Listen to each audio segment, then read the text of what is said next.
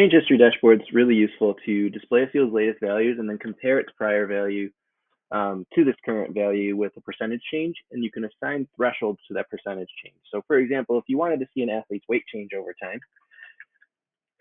and they might be weighing in twice a day, one before practice, one after practice, using the hydration station, and you want to mark it as 1.5% body weight loss, and the practice is something you want to notice, so it's going to be in the red or something like that, right? So I'm going to grab my field for body weight. So I'm just going to grab weight in pounds, and I just want to see, I'm going to show the last 28 days, the last 28 values on here. You can hide the time of day or show the time of day. I choose to show it if it's weight, something like that, because if they're doing twice a day on the x-axis, it's useful to know what was morning, what was night, or what was pre and post practice. And then the threshold labels, you can either show or hide them. And then the thresholds will come pre-populated to give you just a structure to follow. So -999 is just basically anything that's less than -2 will show as red. But you can always edit these. So say you want red to begin at -1.5 instead. So anything greater than or equal to 1.5 will then turn to orange, and then maybe we'll go 0.75 for the next percentage threshold.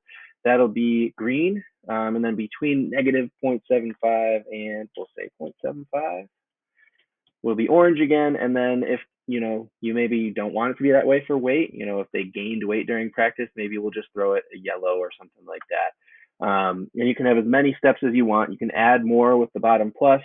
You can also remove steps if you don't want that many color-coded thresholds. So maybe you don't care about the positives having a threshold, right? So anything greater than 0 will be green.